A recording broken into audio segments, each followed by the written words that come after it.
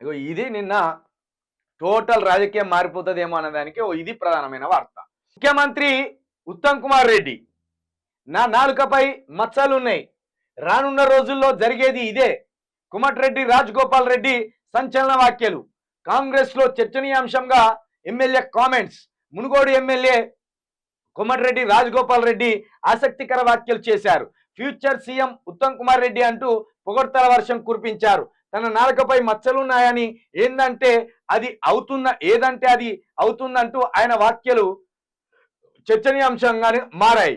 శుక్రవారం యాదాద్రి భువనగిరి జిల్లా కేంద్రంలో నీటిపారుదల పనులపై సమీక్ష సమావేశం జరిగింది. ఈ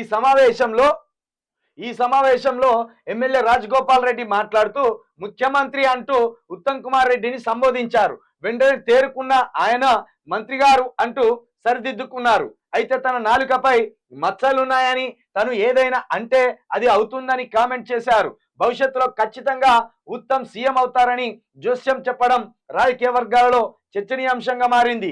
ఇది ఇలా ఉంటే గతంలో ఎన్నికల ప్రచారంలో సీఎం రేవంత్ రెడ్డి మాట్లాడిన మాటలను ఈ సందర్భంగా పలువురు గుర్తు చేసుకున్నారు. తన తర్వాత ముఖ్యమంత్రి అర్హత కేవలం కోమటిరెడ్డి వెంకటరెడ్డికి మాత్రమే ఉందని రేవంత్ రెడ్డి అన్నారు.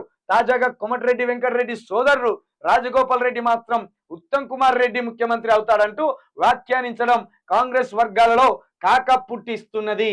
కాంగ్రెస్ వర్గాలనే కాదు, ఇది రాష్ట్ర భవిష్యత్తు మీద కూడా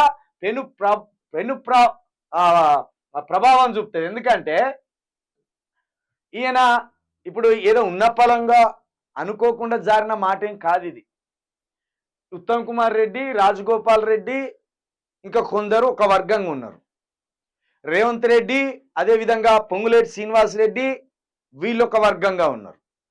మొత్తం కాంగ్రెస్లో 2-3 వర్గాల కింద విడిపోయి ఎవరి ఆధిపత్యాన్ని వారు చెలాయించాలని చూస్తాను. మొత్తానికి కాంగ్రెస్లో ఉన్న సీఎం కుర్చీకి రాజగోపాల్ రెడ్డి, ఉత్తమ్ కుమార్ రెడ్డి ఎసరు పెట్టిండు. నిన్న నేను రేవంత్ రెడ్డి సీఎంగా out, next CM Uttam Kumar Reddy అని ఒక స్పెషల్ ప్రోగ్రామ్ చేసిన. దయచేసి దాన్ని అందరికీ ఫార్వర్డ్ చేయండి.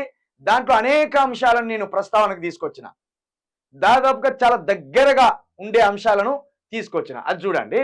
అయితే ఇక్కడ వీళ్ళ అన్ననేమో రేవంత్ రెడ్డి గారు నెక్స్ట్ సీఎం అన్నాడు, తమ్ముడేమో ఉత్తమ్ కుమార్ రెడ్డి నెక్స్ట్ సీఎం అంటాడు.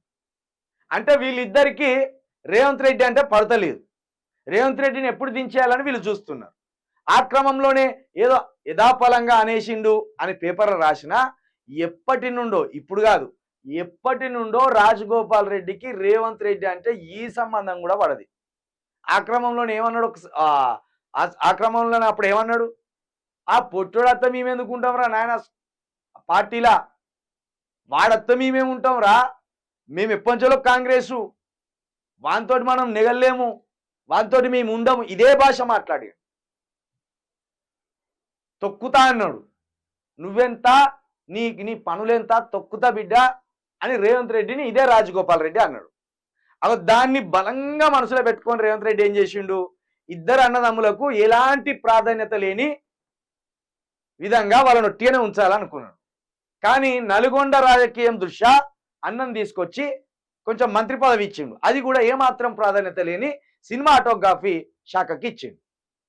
ఇచ్చిగా తమ్ముడిని దురుస్థానం తెలుసు కదా, తమ్ముని మాటలు తెలుసు కదా, ఈయనను ఏమాత్రం ఎంకరేజ్ చేసినా రానున్న రోజుల్లో నా సీటుకు ఎసరు పెడతాడని ఏది ఇవ్వకుంటున్నాడు. ఈయన ఏం చేసిండు, హోంమంత్రి పదవి మీద దృష్టి పెట్టిండు. వీళ్ళు ఏం చేస్తాను, రోజు తెలంగాణలో ఏం జరుగుతుంది, తెలంగాణలో ప్రజలు ఏ నిరాశలో ఉన్నారు, తెలంగాణలో ఎంత అసంతృప్తి ఉన్నారని ఎప్పటికప్పుడు రాహుల్ గాంధీకి చేరవేస్తాను. రాహుల్ గాంధీ వాళ్ళు కూడా పసిగట్టింది. మరి రేవంత్ రెడ్డి ఇచ్చిన హామీలను నెరవేర్చకపోగా కాంగ్రెస్లో 4-5 గ్రూపులను మెయింటైన్ చేస్తాడు. ఓ గ్రూప్ తోటి ఓ గ్రూప్ మీద నిందలేస్తాడు. నిన్న మనం చెప్పినాం కదా, సీతక్కను ఇసుక దందాలలో బదనం చేసింది రేవంత్ రెడ్డి. వాళ్ళకి సంబంధించిన పిఏ ఫోటోలు కావచ్చు, వాళ్ళు ఇసుక దందా చేస్తాననే విషయాలను కావచ్చు బయటేసింది రేవంత్ రెడ్డి పిఆర్ టీమే. ఇక అదే విధంగా బియ్యం కుంభకోణం అని ఉత్తమ్ కుమార్ రెడ్డి మీద నిందలేసింది కూడా రేవంత్ రెడ్డి పిఆర్ టీమే. అదేవిధంగా పొన్నం ప్రభాకర్ మీద యాష్ కుంభకోణం అని, అదేవిధంగా రవాణాకు సంబంధించి ఏదో దందా చేస్తున్నాడని ఆ కుంభకోణం అని, దాన్ని బ్లేమ్ చేసింది రేవంత్ రెడ్డి పిఆర్ టీమే. ఇట్లా ఎక్కడికక్కడి కొంతమంది మంత్రులను బదనం చేస్తూ వాళ్ళ పిఆర్ టీం ద్వారా కాంగ్రెస్ లో పట్టు సాధించాలని రేవంత్ రెడ్డి చూస్తాను. అది వీళ్ళందరికీ తెలిసింది. ఇదంతా తీసుకపోయి ఆడబెట్టిండు. మరి మనోళ్ళనే బదనం చేసుకుంటా రేవంత్ రెడ్డి ఎందుకు ఇలాంటి ఆలోచనలు తండు అంటే చంద్రబాబు నాయుడు కోసం, మోడీ కోసం అనేది వాళ్ళు అర్థం చేసుకున్నారు. ఇక ఆ క్రమంలో ఖచ్చితంగా రానున్న ఏడాదిలో సీఎం కుర్చీ ఎప్పుడు కదులుతో తెలియదు, రేవంత్ రెడ్డిని ఎప్పుడు తీసేస్తారో తెలియదు అనేది వీళ్ళ మధ్య చర్చ జరుగుతుంది. అందుకే ఏమాత్రం ఈకమందం తోకమందం కానీ తీన్మార్ మల్లిగాడికి కూడా ఆఖరికిగా మొదలుపెట్టిండు సర్కారు మీద దాడికి. తొక్కుతా అంటాండు ఒక్కొక్కరిని, నరుకుతా అంటాండు ఒక్కొక్కరిని. వాని పర్సనల్ టార్గెట్ వేరే ఉన్నది, అదో స్పెషల్ టాపిక్ కింద చెప్తాం. కాబట్టి మొత్తానికి నాలుక మీద మచ్చలు ఉన్నాయి, మా ఏదంటే అది జరుగుతుంది అనే దానికంటే వీళ్ళు వెనుక గూడు పుటాని ఒకటి ఉన్నది. ఈ గూడు పుటాని అంతా రాహుల్ గాంధీకి చెప్పి రేవంత్ రెడ్డిని దించేయాలని చూస్తున్నారు. ఇది వాళ్ళ కథ.